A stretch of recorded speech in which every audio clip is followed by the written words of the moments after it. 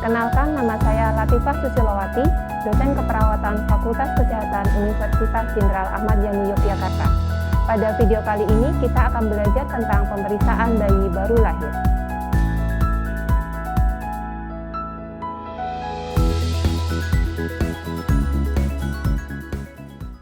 Tindakan pertama yang kita lakukan yaitu adalah membaca catatan medis pasien. Selanjutnya kita mempersiapkan alat. Alat yang kita butuhkan untuk pemeriksaan fisik bayi baru lahir adalah sebagai berikut. Termometer, pen light, meteran, pengukur lingkar lengan atas, sarung tangan bersih, stetoskop, pengukur panjang badan, dan timbangan. Pada tahap ini, kita dapat memperkenalkan diri terhadap pasien, lalu kita menyampaikan tujuan dari pemeriksaan fisik, dan kita kontrak waktu berapa lama pemeriksaan fisik ini dilakukan. Namun pada video kali ini, kita melakukan pemeriksaan bayi baru lahir di ruang perinatologi, sehingga tidak ada orang tua yang mendampingi bayi.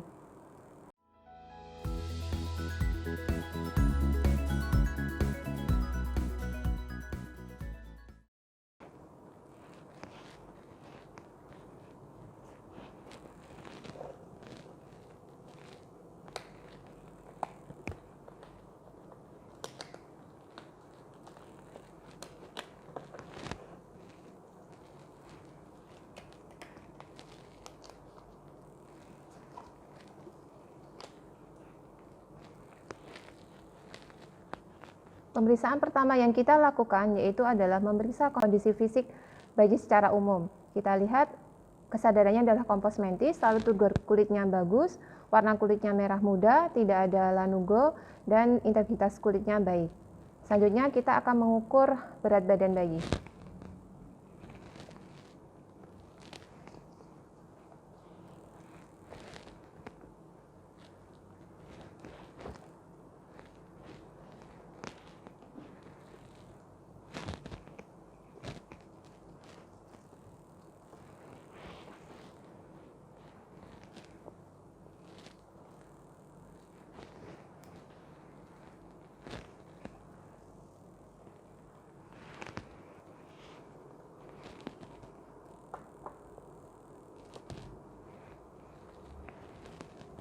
Ini adalah timbangan digital. Baik, sudah. Lalu ini adalah timbangan zamannya. Baik.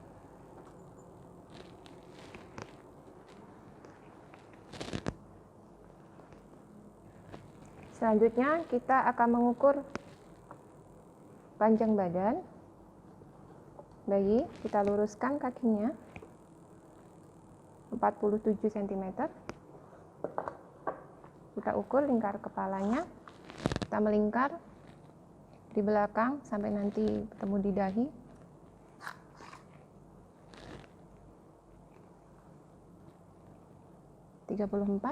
Lalu kita ukur lingkar dada.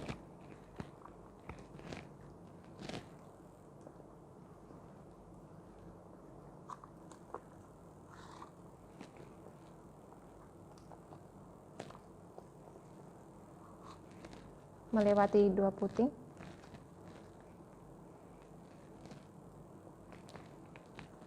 Baik, 32. Lalu kita ukur lingkar lengan atas.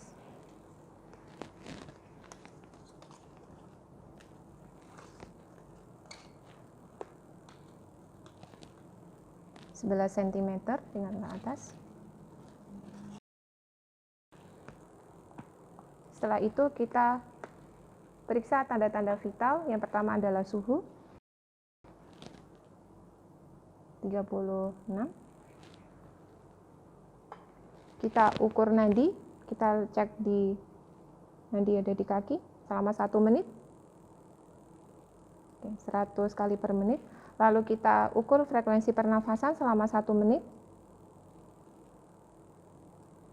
Ya, 40 kali per menit.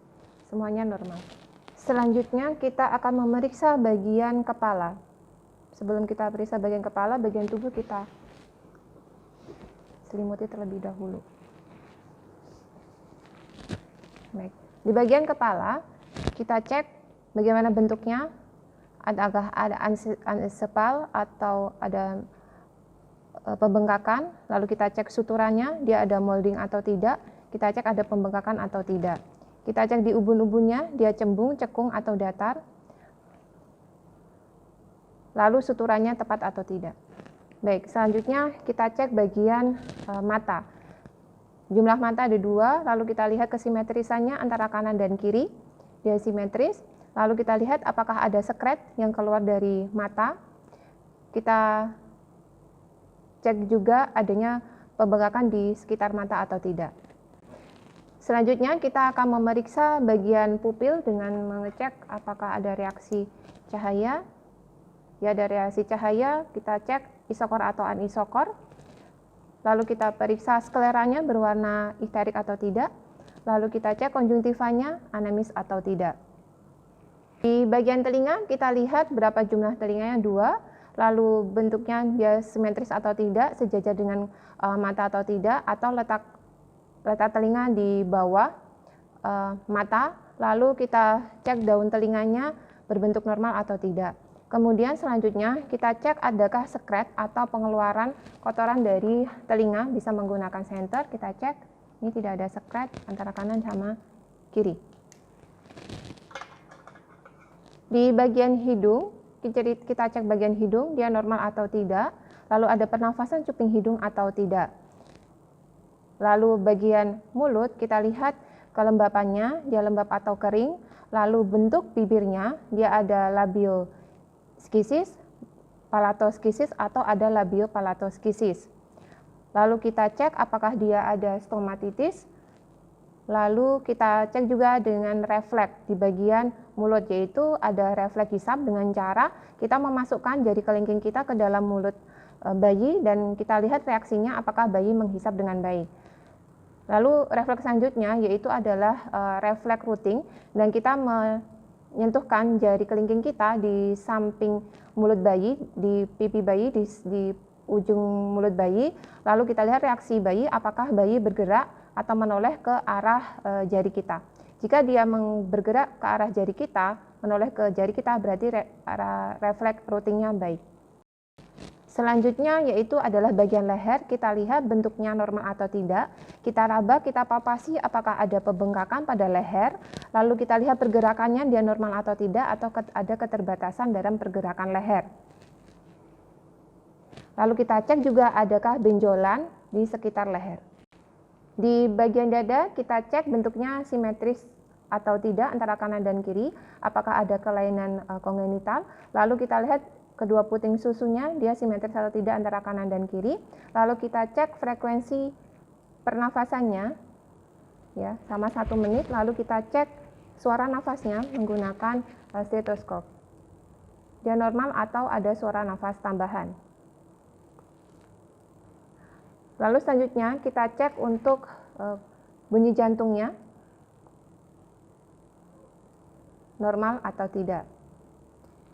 Lalu kita inspeksi juga apakah ada retraksi dinding dada atau ada otot bantuan pernafasan. Selanjutnya kita akan mengecek bagian bahu, lengan, dan tangan.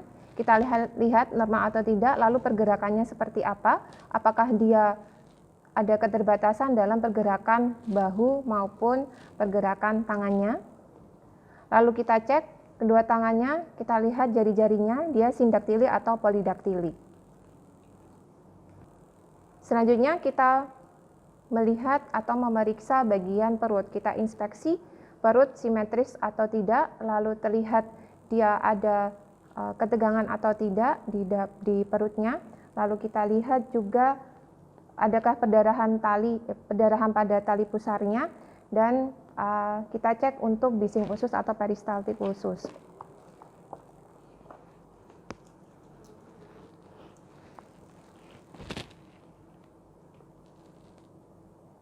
Baik, peristaltik ususnya normal. Lalu kita lihat apakah dia ada kelainan kongenital seperti gastrokrisis atau ompalokel. Setelah memeriksa bagian kepala sampai dengan perut, kita bisa memakaikan baju terlebih dahulu untuk menghindari pengeluaran panas pada tubuh bayi. Selanjutnya kita akan memeriksa bagian genital. Untuk genital pria, untuk genital pria yang kita cek adalah jumlah testis dalam skrotum. Lalu kita lihat dia apakah mengalami hipospadia atau tidak. Lalu kita lihat lubang penisnya berada di ujung penis atau tidak. Sedangkan untuk bayi perempuan, kita lihat labia mayora dan labia minoranya. Apakah labia mayora lebih besar daripada labia minora? Lalu kita pastikan juga lubang vagina dan juga lubang uretra. Lalu kita cek apakah ada pengeluaran sekret pada lubang vagina. Selanjutnya kita akan mengecek bagian tungkai dan kaki, bagaimana pergerakannya, apakah dia dapat bergerak normal, aktif, lalu kanan dan kiri simetris, keduanya sama panjang atau tidak. Kemudian kita cek jumlah kaki dan jumlah jari kaki, dia terdapat polidaktil atau sindaktili atau tidak. Selanjutnya kita cek bagian punggung dan anus, bisa kita buka bagian punggungnya, kita lihat apakah ada pembengkakan atau benjolan di sepanjang punggung bayi, bisa kita raba seperti ini, kita papasi. Lalu apakah ada spina bifida, apabila itu ada benjolan di tulang belakang. Lalu kita cek juga anusnya, dia berlubang atau tidak, dia mengalami atresia ani atau tidak. Untuk pemeriksaan refleks, yang pertama yaitu adalah refleks genggam. Kita dapat memasukkan meletakkan tangan kita ke dalam telapak tangan bayi seperti ini. Lalu kita lihat reaksi dari bayi tersebut. Apakah bayi tersebut langsung merefleks untuk menggenggam? Jika bayi tersebut menggenggam, berarti refleks genggamnya dia bagus atau baik. Refleks yang kedua yaitu adalah refleks Moro. Di dalam refleks Moro ini kita akan memberikan hentakan atau suara yang keras dan kita melihat reaksi bayi. Reaksi bayi yang normal ketika mendengar suara yang keras atau adanya hentakan, kaki dan tangan dia akan naik ke atas. Kita coba berikan suara yang keras seperti tepukan. Kita lihat kalau bayi mengangkat tangannya dan juga kedua kakinya ke atas, berarti refleks Moronya dia positif. Baik, lanjut. Refleks selanjutnya yaitu adalah refleks routing, yaitu kita menempatkan jari kita di ujung bibir bayi dan kita lihat apakah bayi menengok ke jari kita. Jika dia menengok ke jari kita, berarti refleks routingnya dia positif. Lalu selanjutnya yaitu adalah refleks Babinski. Refleks Babinski kita bisa menggunakan benda yang tumpul, lalu kita goreskan di telapak kaki bayi. Kita goreskan dari kaki bagian bawah menuju ke atas sampai dengan jempol seperti ini. Lalu kita lihat reaksi jari kaki bayi. Refleks Babinski seharusnya positif pada bayi baru lahir, yaitu di mana ketika jari ibu jari dia ke atas dan juga keempat jari yang lainnya dia mekar. Kita cek dari bawah ke atas seperti ini. Lalu kita lihat ibu jari dan keempat jarinya bagaimana reaksinya. Kanan maupun kiri sama. Baik. Selanjutnya yaitu adalah refleks stepping. Refleks stepping, kita angkat bayi seperti ini. Kita angkat bayi, kita sanggah kepala bayi, lalu kita tegakkan seperti ini dan kita lihat kaki bayi. Apakah kaki bayi seperti melangkah ke bawah? Ketika dia ada gerakan melangkah seperti orang berjalan, berarti refleks steppingnya dia adalah positif. Refleks selanjutnya adalah refleks tonic neck, yaitu kedua tangan bayi yang satu direntangkan, misalnya dia rentang ke kiri, ke kanan, lalu yang satu lagi ditekuk. Bagaimana kita lihat bagaimana pergerakan kepala bayi. Refleks tonic neck yang positif adalah ketika kepala bayi itu mengarah ke arah tangan yang dia bergerak lurus, bukan mengarah ke bagian tangan yang dia ditekuk. Jadi posisinya adalah ketika kita melentangkan tangan bayi seperti ini, lalu tangan satu lagi kita tekuk, kita lihat gerakan kepala. Seharusnya yang normal adalah gerakan kepala bayi adalah mengarah ke tangan yang lurus. Berarti refleks tonic tag-nya dia positif. Di bagian kulit kita cek apakah ada tanda lahir yang berada di tubuh bayi, lalu adakah lanugo atau bulu-bulu halus, adakah vernix, dan kita lihat juga warna kulit bayi.